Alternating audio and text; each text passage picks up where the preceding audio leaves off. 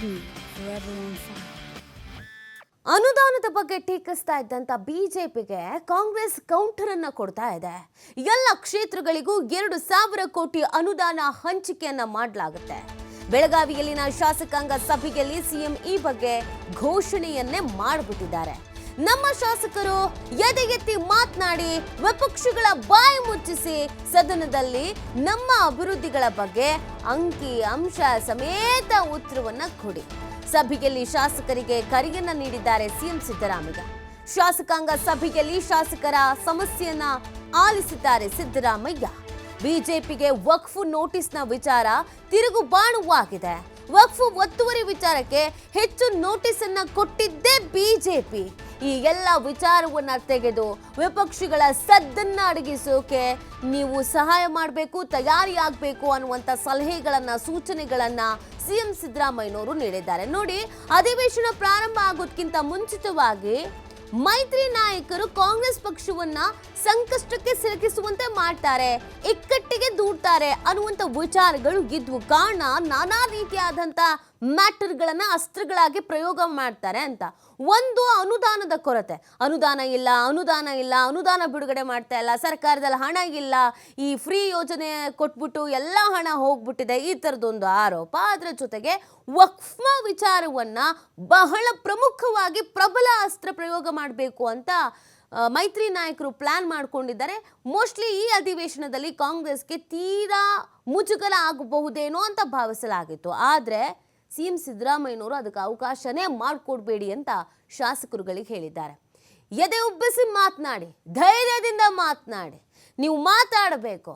ಎಲ್ಲೂ ಕೂಡ ನಮ್ಮ ಕಡೆಯಿಂದ ಏನೂ ತಪ್ಪಾಗಿಲ್ಲ. ಈಗ ಅನುದಾನ ಬಿಡುಗಡೆಯ ವಿಚಾರವಾಗಿಯೂ ಕೂಡ ನಮ್ಮ ಕಡೆಯಿಂದ ಇಷ್ಟು ಅನುದಾನ ಬಿಡುಗಡೆ ಆಗಿದೆ, ಇಷ್ಟು ಅಭಿವೃದ್ಧಿ ಆಗಿದೆ, ನೀವು ಏನು ಕೊಡುಗೆ ಕೊಟ್ಟಿದ್ರಿ ಅನ್ನೋದನ್ನು ನೇರವಾಗಿ ಕೇಳಿ ಅಂತ ಹೇಳಿದ್ದಾರೆ. ಶಾಸಕರುಗಳಿಗೆ ಸಲಹೆಗಳನ್ನು ಕೊಟ್ಟಿದ್ದಾರೆ. ಇನ್ನೊಂದು ಕಡೆಯಲ್ಲಿ ವಕ್ಫ್ನ ವಿಚಾರಕ್ಕೆ ಸಂಬಂಧಪಟ್ಟಂತೆ ಅಂಕಿ ಅಂಶಗಳನ್ನು ಸಿದ್ಧತೆ ಮಾಡ್ಕೊಂಡಿದ್ದಾರೆ. ಅಂದರೆ ಈ ಹಿಂದೆ ಬಿಜೆಪಿ ಅಧಿಕಾರದಲ್ಲಿತ್ತಲ್ಲ, ಬಿಜೆಪಿ ಅಧಿಕಾರದಲ್ಲಿದ್ದಾಗ ಎಷ್ಟು ನೋಟಿಸ್ಗಳನ್ನು ಕೊಟ್ಟಿದೆ ಅದನ್ನು ನೋಡಿ. ಆ ನೋಟಿಸ್ಗಳಿಗೂ ನಾವು ಕೊಟ್ಟಿರುವಂಥ ನೋಟಿಸ್ಗಳಿಗೂ ತಾಳೆ ಹಾಕೋಣ. ಯಾರು ಜಾಸ್ತಿ ಕೊಟ್ಟಿದ್ದಾರೆ? ಬಿಜೆಪಿಗೆ ಜಾಸ್ತಿ ಕೊಟ್ಟಿದ್ದಾರೆ ಅನ್ನುವಂಥ ವಿಚಾರವನ್ನು ಕಾಂಗ್ರೆಸ್ನ ನಾಯಕರು ಹೇಳ್ತಾ ಇದ್ದಾರೆ.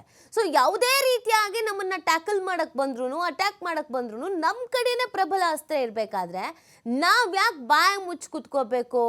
ಮೈತ್ರಿ ನಾಯಕರೇ ಎದುರು ನಾವ್ ಯಾಕೆ ತಲೆ ತಗ್ಗಿಸಿ ಮಾತನಾಡಬೇಕು, ಹಿಂಜರಿಕೆಯಿಂದ ಮಾತನಾಡಬೇಕು, ಎದೆ ಉಬ್ಬಿಸಿ ಮಾತನಾಡಿ ಅನ್ನುವಂಥ ವಿಚಾರವನ್ನ ಸಿಎಂ ಹೇಳಿದ್ದಾರೆ. ಶಾಸಕಾಂಗ ಪಕ್ಷದ ಸಭೆಯಲ್ಲಿ ಈ ಬಗ್ಗೆ ನಿರ್ಧಾರವನ್ನು ತೆಗೆದುಕೊಳ್ಳಲಾಗಿದೆ. ಎಲ್ಲ ನಾಯಕರುಗಳಿಗೂ ಎಲ್ಲ ಶಾಸಕರುಗಳಿಗೂ ಫ್ರೀ ಹ್ಯಾಂಡ್ ಕೊಟ್ಬಿಟ್ಟಿದ್ದಾರೆ. ನೀವು ಮಾತಾಡಿ, ನಮ್ಮದು ಯಾವುದೇ ತಪ್ಪಿಲ್ಲ, ನಮ್ಮ ಕಡೆಯಿಂದ ಯಾವುದೇ ಮಿಸ್ಟೇಕ್ಸ್ ಆಗಿಲ್ಲ ಅನ್ನುವಂಥದ್ದನ್ನು ಹೇಳಿ. ಏನೂ ತಪ್ಪಾಗಿಲ್ಲ ಅನ್ನೋದು ಅಂಕಿ ಅಂಶ ಸಮೇತವಾಗಿ ದಾಖಲೆಗಳನ್ನೂ ಇಟ್ಕೊಂಡು ಮಾತನಾಡೋದ್ರಿಂದ ಅದು ಬಿಜೆಪಿಗರಿಗೆ JDSಗೇನೆ ಮುಜುಗರ ಆಗತ್ತೆ. ಈ ಮುಖಾಂತರವಾಗಿ ವಿಪಕ್ಷಗಳ ಸದ್ದಡಗಿಸಬಹುದು ಅನ್ನೋದನ್ನ ಸಿಎಂ ಸಲಹೆ ಕೊಟ್ಟಿದ್ದಾರೆ. ಆ ನಿಟ್ಟಿನಲ್ಲಿ ಒಂದು ರೀತಿಯಾಗಿ ಶಾಸಕರುಗಳನ್ನು ಹುರಿದುಂಬಿಸುವಂಥ ಕೆಲಸವನ್ನ ಬೂಸ್ಟರ್ ಡೋಸ್ ಅಂತ ಏನು ಹೇಳ್ತಾರೋ ಆ ಥರ ಮಾಡಿದ್ದಾರೆ ಸಿದ್ದರಾಮಯ್ಯನವರು. ಯಾಕಂದರೆ ಈಗ ಕೆಲವೊಂದಷ್ಟು ಅಸ್ತ್ರಗಳಿತ್ತು, ಅದೇ ಅಸ್ತ್ರಗಳನ್ನು ವಿಪಕ್ಷಗಳು ಪ್ರಯೋಗ ಮಾಡ್ತಾ ಇದ್ವು. ಆ ಪ್ರಯೋಗ ಮಾಡೋದಕ್ಕೆ ನಾವು ಅವಕಾಶ ಮಾಡಿ ಕೊಡಬಾರ್ದು ಅನ್ನುವಂಥ ನಿಟ್ಟಿನಲ್ಲಿ ಸಭೆಯನ್ನು ಮಾಡಿ ಸಭೆಯಲ್ಲಿ ಈ ವಿಚಾರವನ್ನು ತಿಳಿಸಿದ್ದಾರೆ. ಮತ್ತು ಶಾಸಕರುಗಳದ್ದು ಒಂದಷ್ಟು ಸಮಸ್ಯೆಗಳಿತ್ತು. ನಮ್ಮ ಕ್ಷೇತ್ರಕ್ಕೆ ಅನುದಾನ ಬಿಡುಗಡೆ ಆಗಿಲ್ಲ, ಅಥವಾ ಬಹು ದಿನಗಳಿಂದ ಕೆಲವೊಂದಷ್ಟು ಯೋಜನೆಗಳು ನೆನೆಗುದಿಗೆ ಬಿದ್ದಿದೆ, ನಮ್ಗೆ ಈ ಥರ ಸಮಸ್ಯೆ ಆಗ್ತಾ ಇದೆ ಅಂತ.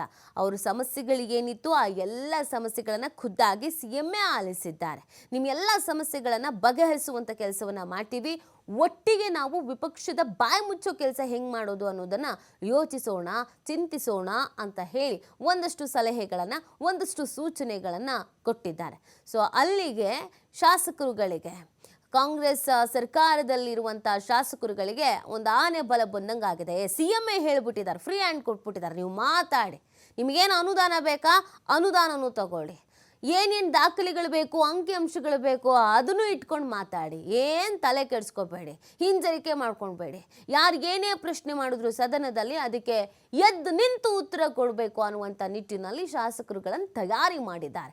ಶಾಸಕಾಂಗ ಪಕ್ಷದ ಸಭೆಯಲ್ಲಿ ಇದನ್ನೇ ನಿರ್ಧರಿಸಿದ್ದು. ಇದೇ ಸಲಹೆಗಳನ್ನು, ಇದೇ ಸೂಚನೆಗಳನ್ನು ಶಾಸಕರುಗಳಿಗೆ ಕೊಟ್ಟಿರುವಂಥದ್ದು. ಕೆಲವೊಂದಷ್ಟು ಇಲಾಖಾವಾರು ನೋಡಿದಾಗಲೂ ಕೂಡ ಈ ಇಲಾಖೆಗಳಿಗೆ ಅನುದಾನ ಇಲ್ಲ, ಈ ಇಲಾಖೆಗಳಲ್ಲಿ ಸಮಸ್ಯೆ ಆಗ್ತಾ ಇದೆ, ಈ ಕ್ಷೇತ್ರಗಳಲ್ಲಿ ಅಭಿವೃದ್ಧಿಗಿಲ್ಲ, ನಾವು ಎಲೆಕ್ಷನ್ಗೆ ಹೋಗೋದಕ್ಕಿಂತ ಮುಂಚಿತವಾಗಿ ಈ ಥರದೊಂದು ಯೋಜನೆಗಳನ್ನು ಜಾರಿಗೆ ತರ್ತೀವಿ ಅಂತ ಹೇಳಿ ಬಂದಿದ್ವಿ, ಆದರೆ ನಮಗೆ ಈಗ ಮಾತಾಡೋಕ್ಕಾಗ್ತಾ ಇಲ್ಲ, ಈ ಥರ ಸಮಸ್ಯೆಗಳನ್ನು ಶಾಸಕರುಗಳು ಹೇಳ್ಕೊಂಡಿದ್ರು. ಸೊ ಅನುದಾನದ ವಿಚಾರದಲ್ಲಿ ಬಿಜೆಪಿಗರು ಬಹಳ ಟೀಕಿಸ್ತಾ ಇತ್ತು.